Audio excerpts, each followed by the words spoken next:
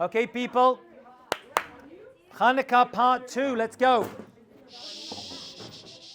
Settle down. Phones away. We are discussing Hanukkah. We started last class by saying, looking at the Gemara and the Ramban. And we started by saying that Hanukkah is all about some takeover. We spoke about Yavan.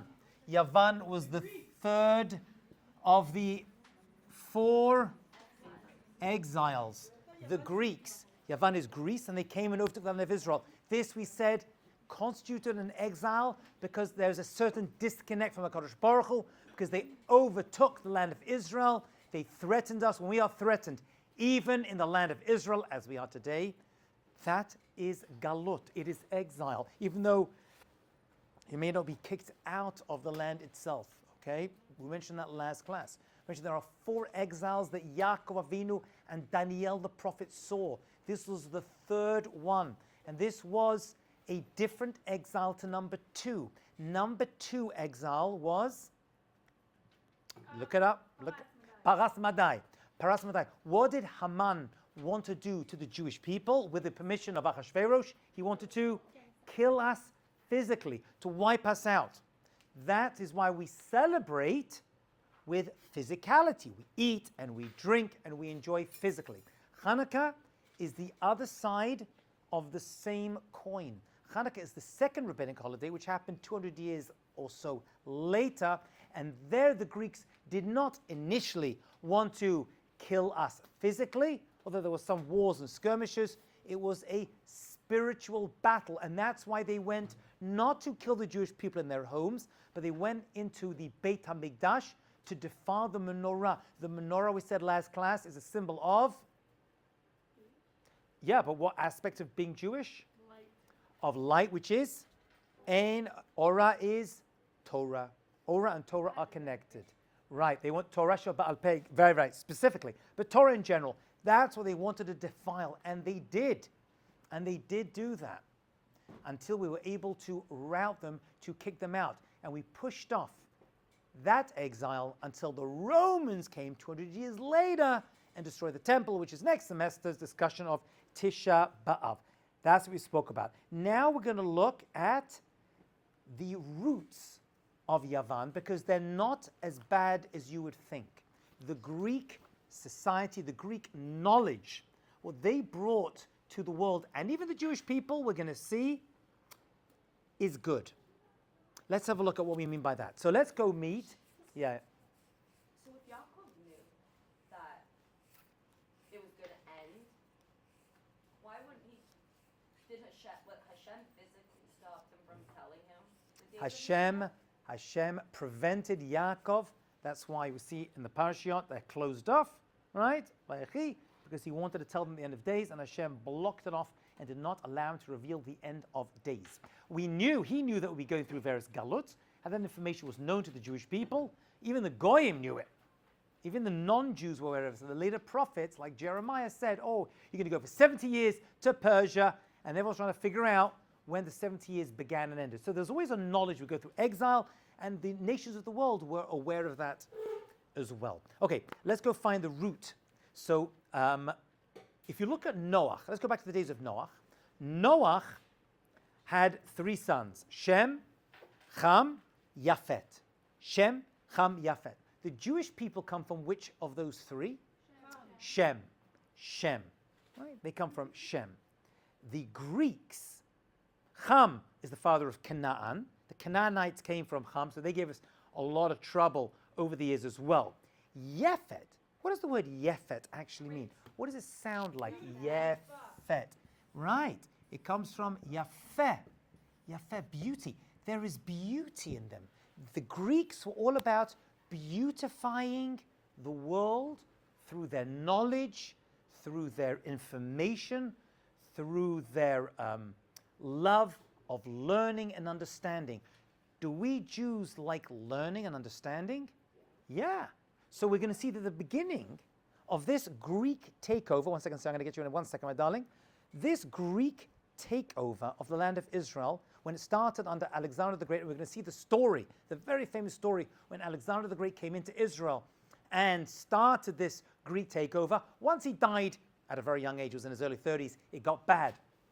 But at first it was good because they appreciated us and we appreciated them. So it started well. It wasn't like the other exiles where they just came in straight away and started to beat us up. Like the Babylonians came, immediately started killing people and exiled and started kidnapping children, you know. It wasn't like that. It started nicely. Sarah. So is there a reason why Yaffo in Israel is called Yaffo? Is that related? It's a beautiful city, yeah. It is actually. We know, I do know one thing about Yaffo, besides being next to Tel Aviv and very beautiful, is that it's a harbor, it's a port, and that's where Jonah went to. He went to, he meant to go to Nineveh, and he went to the port in Yaffo because he wanted to go to beauty. So Yaffo, the city, represents beauty, and it is beautiful. Yeah, yeah. Do you mind repeating what Ham represents? His descendants represent Canaan, the various nations that inhabit. I mean, now they're all spread out. But at that point, they inhabited the land of Israel. There were 7 Canaanite nations that were in the land of Israel when the Jewish people tried to get in. Those nations came from this particular son of Ham. I thought they were all wiped out. No, they weren't all wiped out. Some left, and they actually let a bunch live there as well, and they became the thorn out of sides. Yeshua didn't wipe them all out. He let a lot of them live. They want to get to the land of Israel. They do. Oh, they do. Oh, yes, they're trying to this very day. Yeah. We're dealing with them too. We're dealing with a lot of different nations right now. What do they know? We don't know who they are specifically and precisely now, but they're around. Like in the Middle East is one of those. Well, they could be spread around the rest of the world. Things got very mixed up. Very mixed up. We know a few nations. They could be part of Gog and Magog who are fighting the Jewish people right now. Okay. I have a lot to say on that, by the way. Okay, so Shem came to the Jewish people. Yefet. So Yefet eventually, through their descendancy, ended up as Greece. As Yavan. Okay? Now, there's a very interesting story when it comes to Noach, and we're going to learn this. So it's a bit of an unusual story, but it's in the Torah. Right? It's in Bereshit. That's what we're looking at. So Noach leaves the ark, and he survives with his sons, and he gets drunk. And that night that he got drunk, his son Ham did something to him. There's a dispute what he did, but whatever it wasn't great, and he was left naked. So he's drunk, and by the way, whenever you see someone getting drunk with the Torah, bad things happen to them, just as you know. Not just to, anybody else. So they go in, and he's embarrassed, and he's naked, and he woke up, and he's hungover, and he realizes what his son, Ham, had done to him, right? And he cursed Canaan. He cursed them. Okay. But Noach cursed that particular son. I mean, his descendants would have some kind of blemish. Okay, that's Canaan, that's not for now, that's interesting. However, Shem and Yefet, they covered up Noach, and they took care of him, and they protected him, and they kept his dignity. And because of that, he blessed Yefet, and he blessed Shem. And he said, blessed be the God of Shem. Canaan is going to be his slave. May God expand Yefet. So he gives him a bracha. That one day his descendants are going to be expanded, and he's going to dwell. Look at these words in the Torah. He's going to dwell, v'yishkan ba'ohale Shem, in the tents of Shem. The tents of Shem. What do tents represent in the Torah? An ohel represents a place of learning. Yeah, a meeting, but a good meeting, right? Avram has a tent, yeah. And we know that Yaakov studied for 14 years in the yeshiva, the tent of Aver. Aver was a son of Shem, right? There was actually a yeshiva in those days. And Yaakov studied it for 14 years before he left Israel. So tents represent learning. So now we see, listen carefully, that Shem and Yefet are learning together in the tents. So weird. What is going on over here? What is this shidduch, this learning shidduch? Okay, so that's the story in the Torah. But you can see that we know that Yaakov was Yoshev Ohalim. Yaakov lived in tents and he learned in tents. And we see that he gets a little mention. Yefet, this son of Noach, gets a mention over there. Why is Yefet a Jewish name? Why do people still use the name Yefet? I've never heard the name Yefet. Oh, Yafit. No, Yefit. but I Yafit, know, yes. like, That's from Yafet. That's from beauty. I know that That's like from 3 or beauty. 4 yes. Yafit is very famous. I've never heard of Yafet. I've heard of Yafit. It's a very nice name. Well, it's beautiful. Yafo, Yafet. Okay, let's have a look. B'nai Yefet, that's why, because he's a good person. B'nai Yefet, the descendants of Yefet are Gomer, Magog, Madai, Yavan. So Greece finds his way into the descendants of Yefet, the Tovel, Meshav, Tiras. That we see later on. These other nations, I don't know who they are. But those are enemies, no? They are. Yefet, no. Yefet is beauty. Yefet is beauty. We're saying from Yefet comes bad people and come the Greeks. And the Greeks started off good, yeah. The Magog? Gog and Magog, But that's what I'm saying. How are they put most likely connected. No, because it's different branches within the same family. Some are good, some are not good. Okay, let's look at the Gemara. So the Gemara is going to tell you something unbelievable. Shh, shh, shh, shh. Tonight, the noise is piercing. The Gemara tells us that you are allowed to learn the Torah only in one language, and that is Hebrew, but you can also write the Torah and the prophets and the writings in Greek. You're allowed to translate a Torah into Greek. Wow. Fascinating, right? It's like Greek is allowed to write. It's coming. He's not there yet, but it's coming. That's what the Gemara says. Where do we get this from? So he quotes the pasuk we just saw, the Gemara, Rabbi Shimon Gamliel, big rabbi. He says, oh, you know, we see this? We see this in the pasuk because we said Yefet is in the tense of Shem. Shem is the ancient Jewish people. And he's in there. So where is he? He's in the Torah. Somehow he's mixed in the learning of Torah. Greek language and Greek knowledge is going to enhance our learning of Torah. That's what it says. Yeah, Becca. Isn't it going to enhance because it became more like accepted, like not more acceptable, but like became more widespread for people to like using it Hebrew or like. So it started here with Greek. It started with Greek. Now it's translated everything. But the Gemara says Greek actually is, it's kind of hard to say this, but it's on the caliber of Hebrew and helps us to understand what the Torah has to tell us. Now we have lots of translations. Back then it was an unusual thing. Where did this come from? 1 second.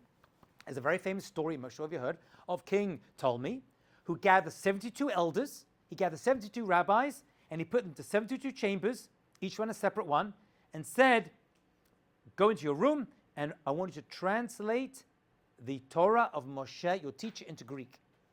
And they did it. They didn't say, oh, no, we're allowed to do that, kill us. They're like, okay, we'll do it.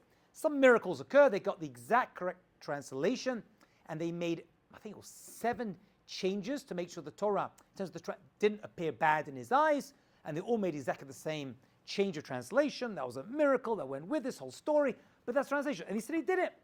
So King Ptolemy wanted the Torah. Why did he want? He didn't burn the Torah, right? He didn't ban us learning the Torah like the Romans did and others have done.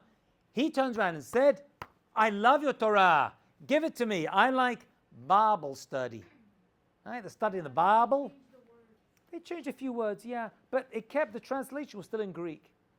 Right? Now, what's the difference between what we're learning over here, we're learning Torah, and at the University of Alabama and Tennessee and Miami and California, they're learning Bible. What is the difference?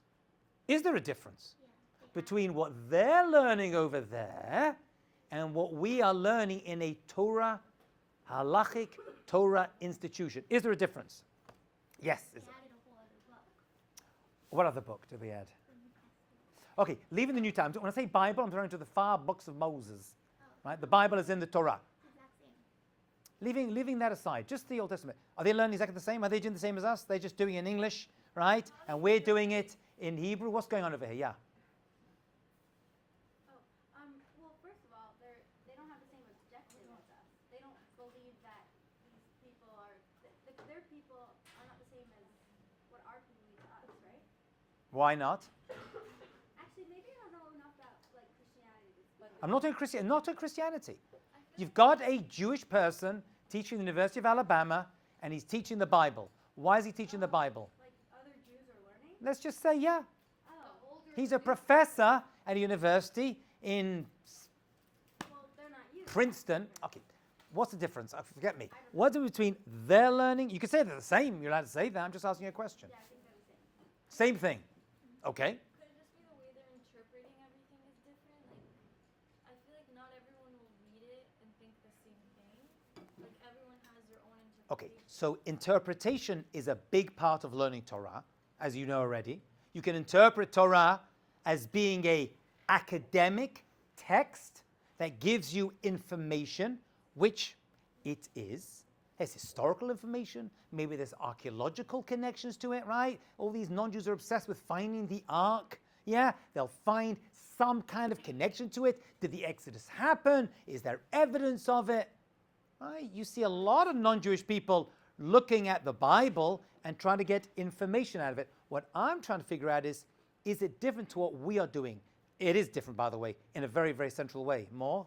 I think that there is a lot of things that we learn. There is a meaning for the Hebrew word that's connected to other things. And Okay, let's say they're even learning it in the Hebrew. You're right. So we're learning things in the Hebrew, and let's say most of them don't know Hebrew. They look at the English translation, but let's say even they do. Someone sent me a video this morning of some non-Jewish person, and he says, I'm an expert in Hebrew, and this word means this. He was kind of right, kind of wrong. But maybe Hebrew is part of it, but not the exact thing. The whole point of the Bible has like the root that there's two different gods. I mean that there's God and then there's Jesus. Forget Jesus. I'm not about the New Testament. Forget Jesus. There's a Jewish professor sitting in Princeton, right? And he's there and he's teaching Bible studies, and you look at the Old Testament, the same Torah we are learning, the same verses I just read. Is there a difference? There is. What is this thing going to be? And I'm mentioning it because I believe this difference is seen between the Greek version that they were doing back then and the Jewish version they're doing back then as well. Oral Torah, no oral. Okay, so the oral Torah is definitely part of it in terms of the interpretation. We have that already. But there's one even greater significance of difference, which is, you're right, the oral Torah is a big part of it, right? They have no commentaries. They're just reading the word they look at. That's all they have. I was kind of going to say something similar. Like, they're looking at it from a very, like, historical, informative, like, point of view, whereas we're, like, looking at it, like, as our, like, very well-being. Okay. I mean, you're all saying the same thing. Yeah, go on. You want to say one last thing? Yeah.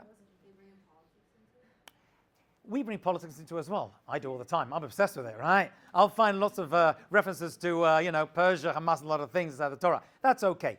Now, the big difference is that we believe the Torah comes from Hashem. And the implications of that is that it's a divine document. There is significance. The words are not just words written down by a person, right, which can teach us about politics and history. We're saying that the Torah, and actually all the Nevi'im, these are the words of the prophets. I got a comment this morning, someone wrote to me. I sometimes read the comments, I try not to. And I quoted a Vadi of the prophet who speaks this week's parasha, right, at the end of the Haftarah. And he's talking, and he's like, yeah, at the end of days, he was actually a convert, interestingly enough, became a prophet. At the end of days, we're going to see that Esav and Edom are going to fall. And I quoted this, and he's like, well, Nostradamus said something too. I'm like, yeah, but you can't compare Nostradamus, who was probably a complete insane bipolar maniac, okay, who gave rantings and ramblings which made absolutely no sense, and people trying to double-click and find out what he's talking about, all right, and a prophet of the Jewish people who's learning the Torah, right, who gives information that had to be verified and proven and shown. How much more so the Torah? So the Torah, the way we learn Torah is different to the University of Alabama, I think. I mean, there could be religious Jews teaching there too. But the difference is this the hand of Hashem? Is there a spiritual component? Or is it just politics? Just politics? Or is it just history? Now, it is history, it is politics, but is it just that? Or do we see a divine contribution to it? The Greeks told me wanted, and the Greeks wanted just the information, right? We have that. We have the Bhagavad Gita. I didn't at that point. Eventually we'll have the New Testament. They'll learn a lot of things. But these are just more information. They wanted to grow in learning. Now, we can use that. They can give us access to our own Torah, right? And a new angle, just like you learn Torah better when you have an English translation. But if you just rely upon the English translation, you have nothing. There's nothing there, right? The mitzvot have no significance to you. That's the big difference. Who do you think wrote it? Man, people. Yeah, Greeks sure. thought that? Yes. Christians think that? Yes. Oh, no. You're confusing.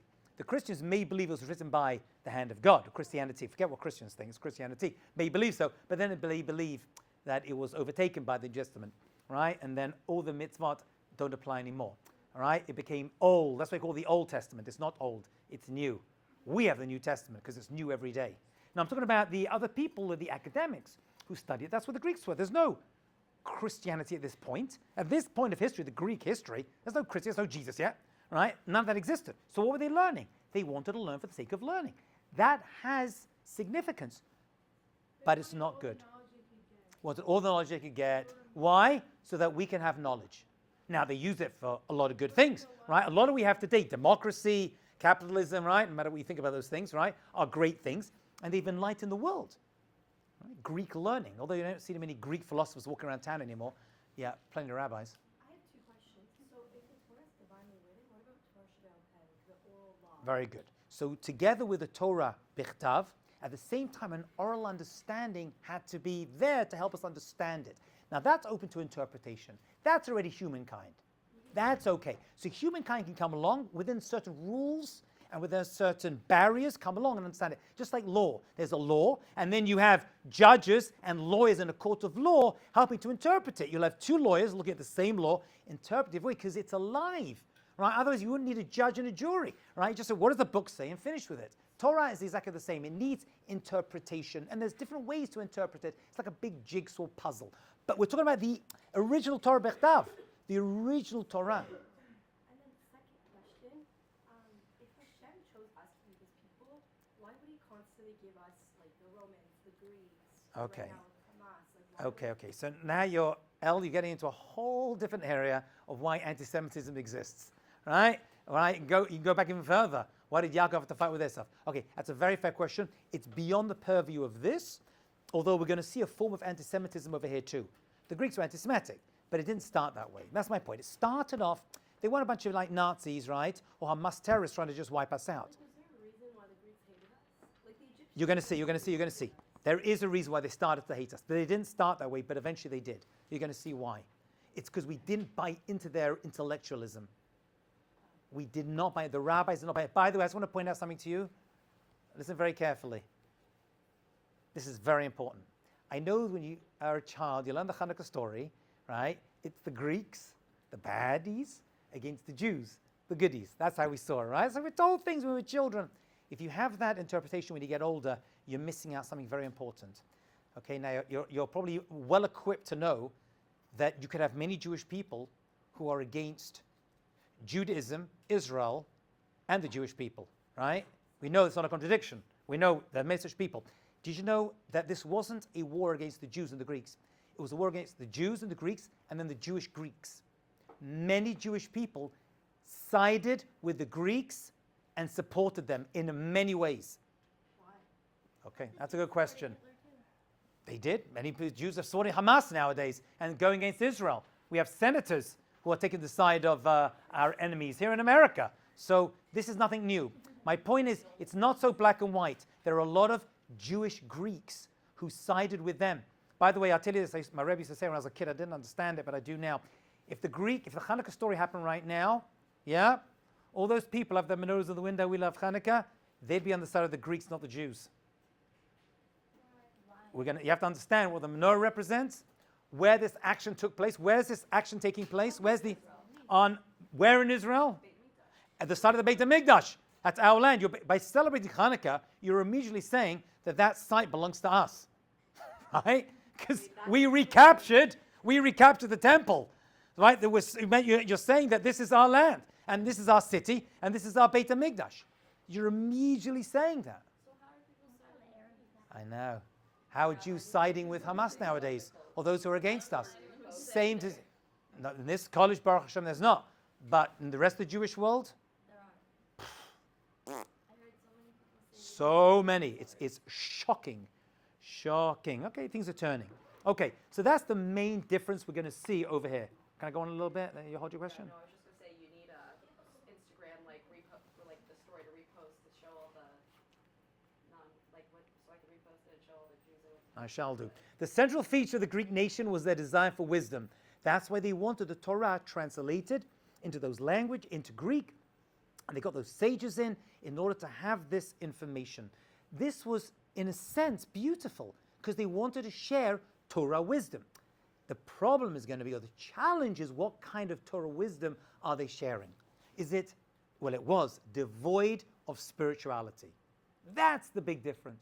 You can sit and you can read the Bible and read it in English, but you're missing the connection. Okay, let's have a look of how the Greeks actually first came to Israel, because the initial entry of Alexander the Great into the land of Israel was a remarkable event. Look on page 88 at this very famous Gemara about Alexander the Great. There's actually a lot written about him, and he was great. This is the Gemara in Yoma, and it says on the 25th of Tevet, right, is the day of Har Grizim, and this was like a happy day for the Jewish people. Okay, there was no mourning was permitted.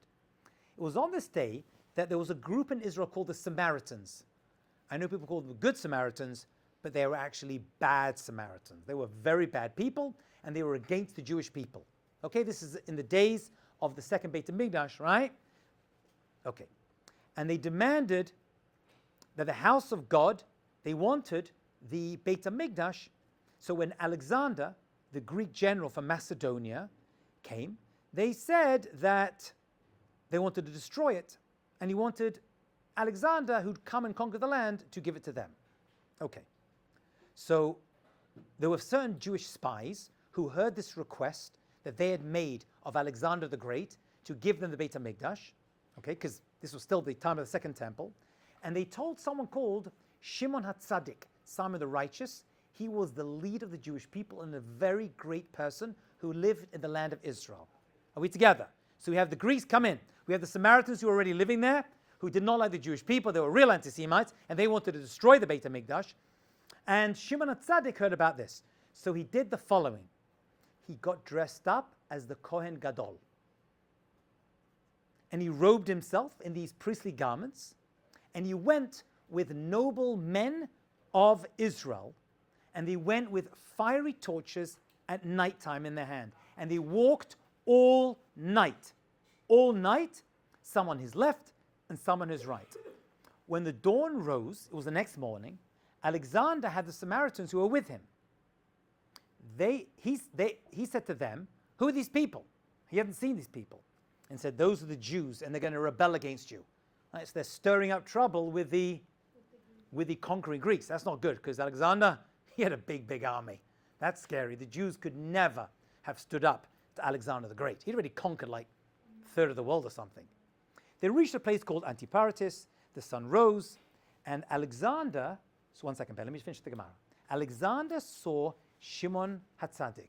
He sees him. They were walking all night, and the Samaritans were walking. He gets down from his horse, and he bows down to Shimon HaTzadik. So Shimon HaTzadik is there with all these noblemen. He's dressed up as the Kohen Gadol, which is a pretty big gesture. You know what I'm saying? They're getting dressed up. It wasn't Purim. And they said to him, a great king like you should bow down to this Jew? Alexander the Great. And some old Jewish rabbi turns up, dressed as the Kohen Gadol, and Alexander bows down to him. And he says, I'll tell you what happens. I'll tell you why I bow down to him. This is the Gemara. Every time I'm about to go into battle, I have a vision. And in that vision, I see the face of an old Jewish rabbi. Or maybe just sees a face. And whenever I see that face, I know I'm going to win. And I do win. And I never knew that face was. This is the face I see. I see the face of this man, Shimon HaTzadik. That's what Alexander said. Does this actually happen? Yeah. He said to them, what are you doing here? And they said, is it possible that idol worship should destroy your house? Right, this is the house. So Shimon HaTzadik started to petition for Alexander not to destroy the Beit HaMikdash. Please don't do it. That's why he's dressed up this way. And he said, well, who wants to destroy your temple? He goes, the Samaritans, these people. And he said, there you go. You can have them. And he wiped out the Samaritans who were there. He got rid of them. How he got rid of them, we're not told. But they were delivered into their hand, and they weren't able to be effective. So Alexander, by the way, as gratitude for this, the Jewish people, for 1 year, named every Jewish boy Alexander. Yeah, I mentioned this already, right? Anyone called Alex or Alexander or Sender, right, or Xerxes, whatever it is, comes from this time in Jewish history. It's not particularly a Jewish name, Alex, right? But it is now. I actually have a cousin, Alex, right? It's been passed down from generation to generation from this event. Okay? So Alexander was obsessed with the Jewish people. He had a very good relationship, and things were going well. He was learning from us, we were learning from him. There was a sharing of knowledge that came between them. The first contact between them was great. And yet, he dies, his kingdom's divided, and when one powerful leader dies, a vacuum is created, like we're seeing today, like in Syria. Right? You have this guy, he's not a good person, he's a dictator. Assad dies, and suddenly 55 people come and take his place. Right? Oh, he escapes. And he ends up, being overtaken because nature abhors a vacuum. So power starts to be spread out. So once he dies, it's not good. Later on, no. He was using it originally for that, but it ended up becoming bad. Ended up becoming very, very bad, right? We're going to see Antiochus and Epiphanes. It's going to end up very, very bad. Okay. So the Midrash says, Greek is great. Greece, yafeh. Yefet, yafeh. 100%. But we're on page 89. Look at the Midrash. Because Midrash starts to pick up on something very interesting. And it comes from someone called Reish Lakish, Shimon and Lakish. And he says, there's a pasuk in Bereshit, at the beginning of the Torah, where you see the Torah describes a darkness over the face of the earth. Yeah? There was a darkness, choshech, darkness. There's 4 references to what the earth was like before the world was fully formed. One reference is it was choshech, darkness. Darkness was dark. Reish Lakish said, you know what that is? That darkness, that's Greece. Greece is darkness. It's devoid of light. What is darkness? Darkness is not something, it's just light does not exist in it. So the Greek exile, the Greek galut that we're describing right now, not the Babylonian one that came before it, and not the Persian and Median one that came before it. This particular one is darkness. It's darkness. Because they wanted to darken us from our connection to Hashem. They wanted to remove the light of Torah from the Jewish people. They wanted to make it all academic. That's the problem. So Greece and darkness, says Reish Lakish, is the exile of Yavan. It represents darkness, which should help you understand, by the way, why they want, what do they wanted to darken? What's the light of the Jewish people? The Torah. How do you do that? You stop Jews studying Torah, which they did, and you defile the menorah. That's why the Greeks went specifically and went straight to the menorah. And when the Maccabees went back in and fought off the Greeks, the first thing they did was light the menorah, because the menorah represents light. The Jewish people, the Torah. So that's why this whole holiday is, like every war in the world today is about the oil. Did you know this war is about the oil as well? The oil of the menorah. This war is about the oil. That's what's happening over here. Okay? The oil, the light of the menorah, which we said was olive oil, and olive oil is native to the land of Israel, and oil always rises above. So olive oil represents greatness, holiness, that which separates and rises above. That's the Torah. That's the flame that comes from that. Okay? So the menorah represents light of Torah. They want to extinguish the light. That's why they attacked the menorah, right? And we went and recaptured the light and relit. And it happened miraculously, as if to say the Torah is miracles, right? It's not just an academic text. It represents a higher plane of existence. Right? Are we together? So Greece, Yavan, always represents, someone pointed out to me, I don't know if this is true, but look at this word Yavan, yeah, and beauty. They were all into beauty. That's why they created the Olympics, which were first competed naked, which is a rather revolting thought, but that's the way it used to be. They were all, that's why statues, all these naked statues you see, everyone makes, right? That comes from Greece. It's a Greek thing. They idolize the human form, right? From this came the idea that a person, man, can be God. Right? That's where they get it from, the Greek gods. Jesus didn't come out of a vacuum. This idea that a man can be God comes from this. It's a complete antithesis to Judaism. Right? The whole concept is against us. How do you say beauty in Hebrew? Noi. See, Yafeh is also noi. Noi is beauty. Noi. How do you spell noi? So noi is like that, you see? So if you flip this up, you have a menorah. You have the light over there. Wait, do it again. Yavan was all about noi, beauty. Nun, vav, yud, and that's the menorah flipped upside down. That's how they looked at it. They were into beauty, and they made beauty their thing. They're all about the beauty of human form. So the idea, whenever you see like representations of statues and things, right, the Greek pantheon, right, and you see, and making models, that's not a Jewish concept. We don't ever want to make statues. Actually, not allowed to in many cases, right, of human form, of the heavenly bodies. They were very into that. But it comes from a good thing. It comes from appreciating the world, but it's on a human level, not on a metaphysical level. Okay. What were they against? What number were they against? The number 8.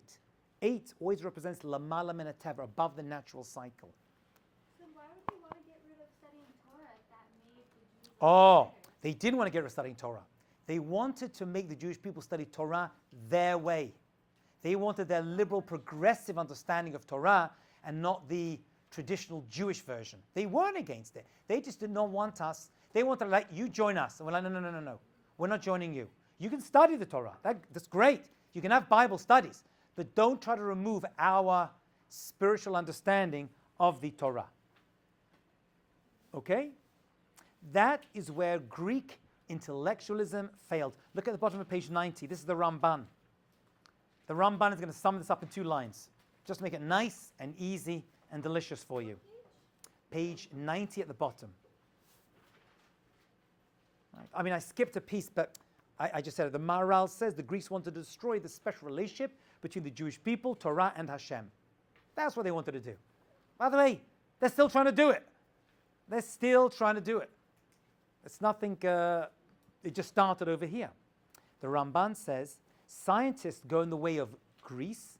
Aristotle, by the way, the Rambam said Aristotle was almost the level of a prophet in terms of his genius and understanding. That's what the Rambam says, right? They saw a beauty in Greek philosophy. You can gain a lot from it, but we've got to bring it into our tent. See the difference? As opposed to us going into their tent to study it. Because they strip it of all of its kedusha. We can take them and bring it out. That's why it says that Yefet resides in whose tent? Shem's tent. That's where Yaakov studied in the tent of Shem and Ever. It means yeshiva, the Jewish way of learning. That's what he says. He says the scientists go in the way of Greece. They deny any reality of anything they couldn't experience with their senses. They were all into the human form. What can I see, touch, feel? That's what they're into. Does that have anything to do with the nakedness of Noah? Oh, very interesting. It could be, but they respected that actually. The Greeks were not against that. Yefet respected his father in that sense. He respected his father in that sense, right? But Aristotle, who he calls wicked actually, this is the Ramban. The Ramban disagrees, but the Ramban says his students were arrogant enough to believe that anything they could not understand couldn't be true.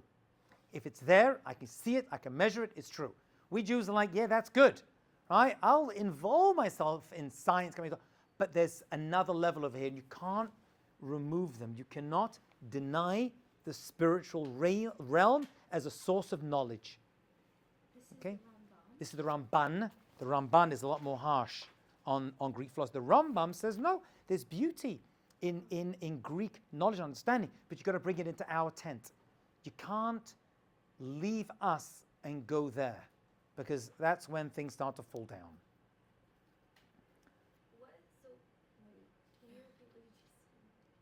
You can, Greek knowledge, Alexander the Great, and Ptolemy, and understanding and using what it has and everything that comes from it, science today, I guess, comes from this form of learning, is a good thing. We use it. So many Jewish doctors and lawyers, and right? Well, not lawyers, but we enjoy the scientific model understanding. But you cannot strip it of kedusha, of holiness. How do they do that? They learned in their tent. They said, come to our tent and just learn with us. We'll translate your Torah and we'll learn it any way we want. Right? Because it's just another document, another branch to our understanding of the world.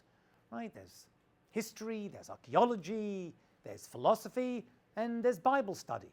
And we're like, no, it's not going to work. That's not the way it is.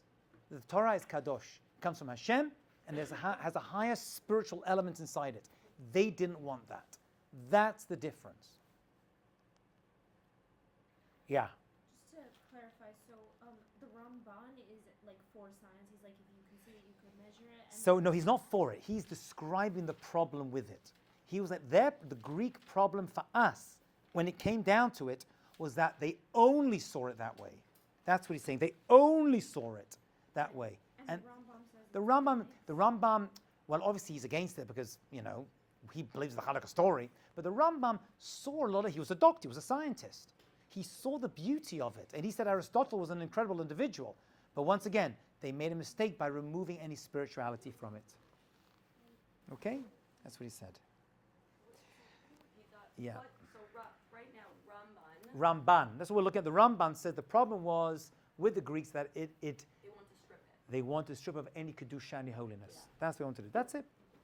There's That's no it. Rashi or Nope. Rambam. So the Rambam elsewhere says that Aristotle had a tremendous brain, added so much to understanding of the sciences in the world, and that's a beautiful and good thing. He was a doctor and a scientist, and that was an incredible thing. I took my son yesterday to the doctor.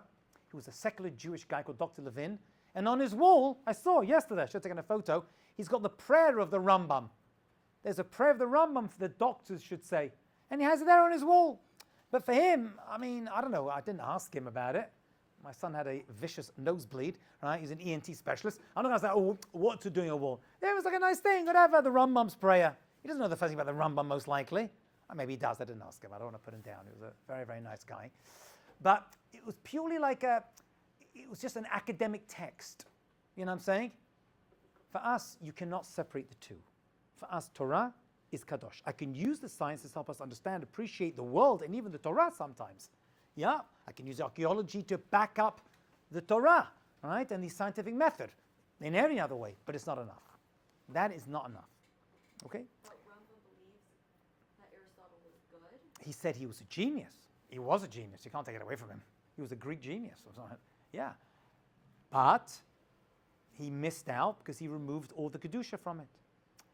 The challenge always comes. Now listen carefully. Listen carefully.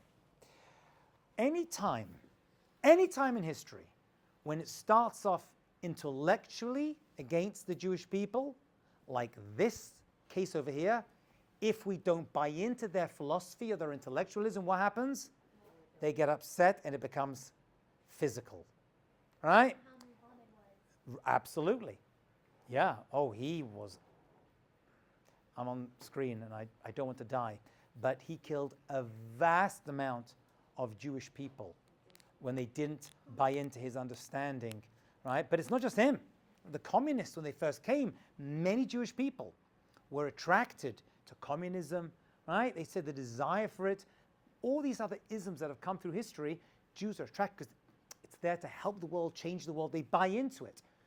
Once, however, we don't fully buy into it, or they can't get the religious Jews, then things get ugly.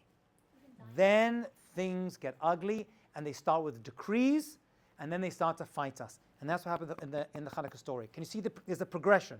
I know when as kids, you see them, the Greeks came to hurt us, we kicked them out. It didn't start like that. And there were many Jews who took the side of the Greeks, right? It was actually, excuse the expression, guerrilla warfare. That was happening. The Jewish people didn't have an army. It was a bunch of yeshiva boys, right? A bunch of Kohanim. What were they doing? Right? They were Kohanim. They're studying, learning Torah. Like, well, we got to, protect our Beit HaMikdash. Wasn't that the miracle? Yeah, the miracle came through that. So when the Greeks arose of the Jewish people, now we know why, because we weren't buying into their system, they nullified the covenant between Hashem, and they picked on 3 mitzvot. We're on page 91. They picked on 3 mitzvot. Shabbat, Rosh Chodesh, and Brit Milah. This happened then, it's happening now, nothing new. Actually, in the days of Purim, they did the same thing. They went from Choshech to Or. The darkness actually was they banned these mitzvot, right? They introduced mitzvot. Why do they specifically ban these three mitzvot? Why do they ban Shabbat, Rosh Chodesh, and Brit Milah? Why do they pick on these three? You have to know about these three to understand why the Greeks kind of pinpointed and started their oppression of the Jewish people by banning these three mitzvot. Yeah.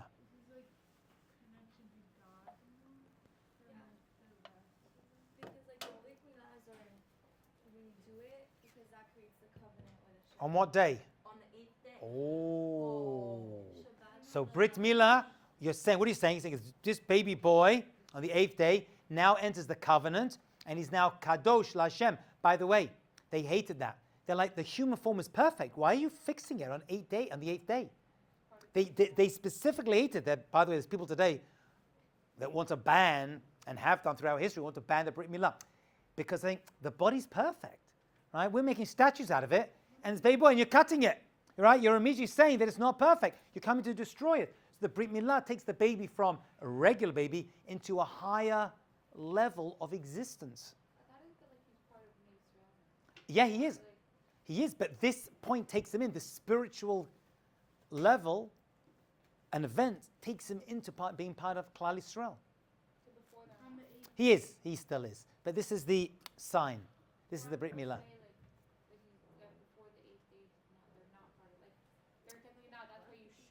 Yeah, they still are. I mean, if they didn't have a Brit Milah, they're still part of Am Yisrael. But this is the sign that they really are. This is your passport. You can still travel without a passport, but this your passport's going to get you in, specifically into Israel, by the way. That's another discussion. Really. They have to have Brit Milah. The Jewish people need a Brit Milah in order to get into Israel.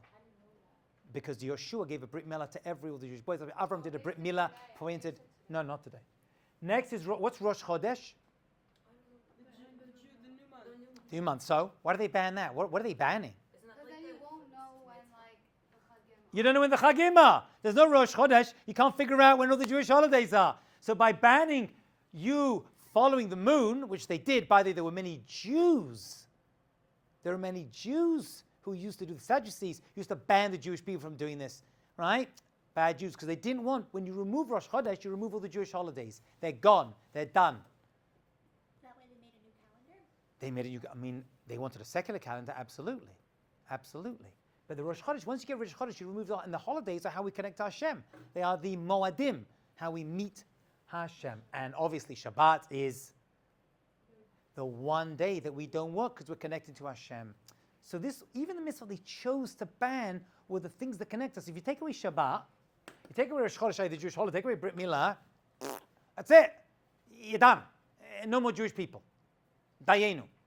It's all, or no Dayenu, because there's no Pesach. I mean, it's all done. Right? It's all over. What? Shabbat is the holiest time of the week. They're removing Kedusha. They didn't like that. The idea of you're not going to work for one day. No do any. Why not? I'm connected to Hashem. That's the problem. I don't understand how you could there's for sure ways that you could monitor Shabbos and Ziklah, but how do you monitor Because Rosh Chodesh wasn't a calendar. They have to go out and have to have witnesses go out, see the moon, take him into Bet Din. It was a whole process. They would light fires from mountain to mountain to spread the information that the new moon is here. They stopped that. Yeah, that was the way it used to be. They stopped. That's why we have 2-day Chag outside of Israel, because that information wasn't leaving Israel. That's why we have 2 days, a Safek Yom in Chutz La'aretz. It comes from this. They banned Rosh Chodesh. That's what it says. Yeah, I was about to say, can you explain the 8-day again? So it happens. Okay. So it happens to be. So the number 8 in general. Let's look at the figure itself. So the number 8 represents infinity, right? Well, this actual figure, this symbol is not a Jewish symbol, but the idea of 8, which is what follows 7, is a Jewish concept that is lamala min hateva, above the natural order. So 8 happens to be the figure for infinity, right? Which is no coincidence, but we didn't choose this. This is not a Jewish design, but the idea is above the natural order.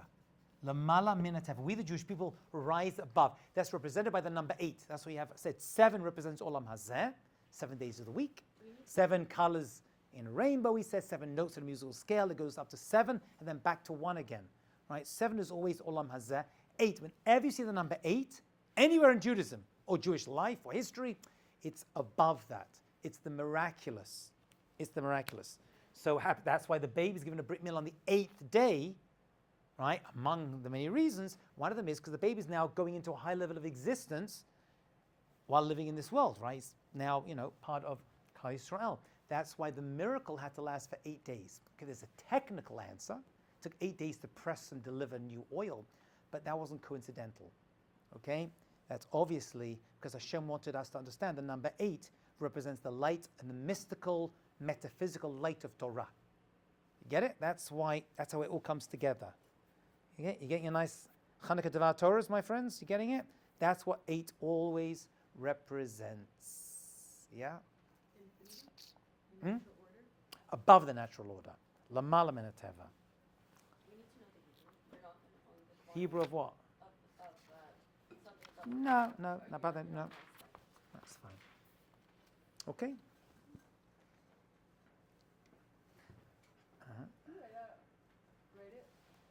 You want it in Hebrew? Yeah. Sure.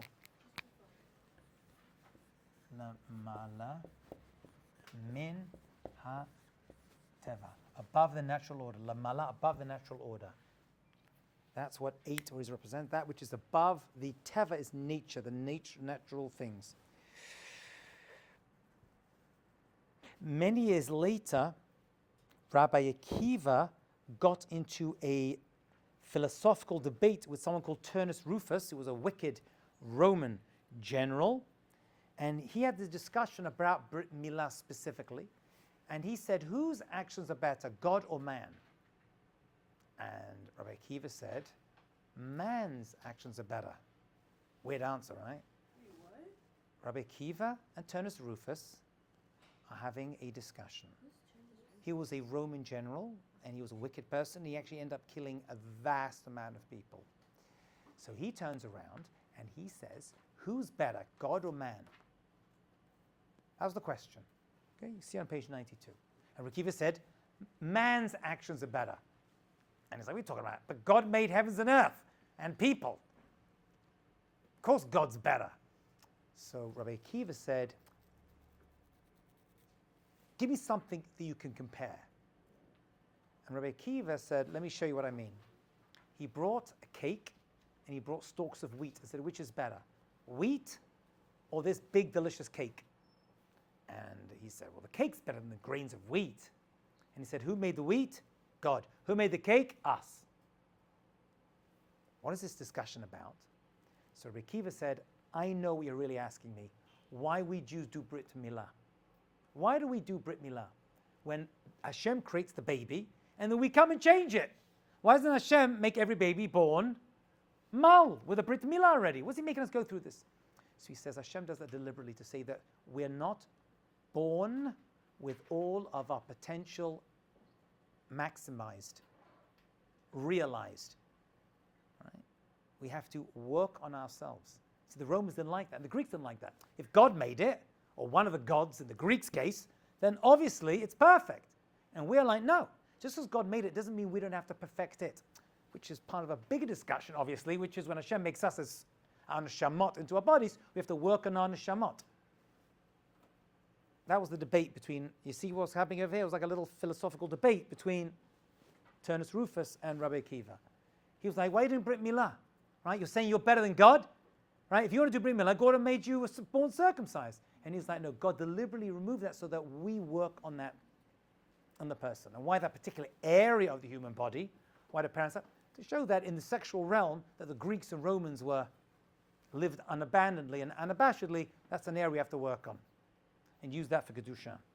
That's why the Brit Milah happens in that particular part of the body.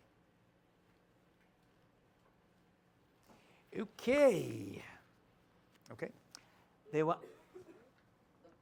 Brit happens on that part of the body because to show that this level of Kedusha happens in the sexual realm. Yeah. I will add that things got really bad. First of all, the Greeks, and even the Romans after them, were into taking children, especially boys, and having sexual relations with them. That was a big part of their society. Yep, absolutely. It was part of it, right? Plato talks about it. He says the Roman Jews are going to take a young boy for yourself. I know it sounds weird to you today. Back then, it was an accepted thing, but it was weird for the Jewish people back then. That's one of the reasons the Jewish people did not like that. They pushed back and said, we're not interested in this. It goes against our Torah, right? Against our Torah. So that was one thing. And also, they wanted to break down the spirit of the Jewish people. So the Gemara, on page 93, halfway down, tells us that the Greeks decreed that all Jewish brides had to visit the foreign governor prior to the wedding night. And the Gemara is basically covering over and saying that means they had sexual relations with them in order to violate the Jewish women. Nothing new there either, in order to break the morale. It wasn't just a sexual act, it was before marriage, as if to say, even that we don't consecrate. Even that we don't have any respect for, right? You should know that sexual violence in history and today isn't just about the act itself, it's about a form of control and power, as well as being a disgusting, horrible act, okay? So that's what they used it for then, and that's what they use it for now, though we're taking control, right? That's really what it is, yeah. Can we go back to the connection of the wheat and the cake? The whole wheat and cake thing. So I'll say one more time. Turnus Rufus turns Rabbi Akiva and says, who's better, God or man? Whose actions are better? So Rabbi Akiva said, man's actions are better. He goes, but what do you mean? God made the heavens and earth. He goes, well, give me something comparable. So Rabbi Akiva says, let me show you how man's actions are better than God's actions. He took wheat, he took a cake. Wheat and a cake. He said, which is better? The cake. Who made the cake? Man. Who made the wheat? God. So he said, aha. Use that as a mashal to understand why we circumcise, or why Hashem gave us the mitzvah of Brit Milah, which is God made the baby, and we think we're better than God, because as soon as the baby comes out of the womb, we're fixing it. It's like, whoa, who's better? So the idea is that Hashem gives us the raw materials, and we have to work on it to improve it. They didn't see it that way. The baby's born, human form, perfect. Nothing to do, nothing to work on. Grow in knowledge, it's not changing me, I'm just studying to increase my brain. And we're saying there's a neshama. There's a soul that needs to be worked on. That was the philosophical debate between Rabbi Akiva. I mean, there's a lot more to it, but that's basically it. Oh, my Lord. Okay.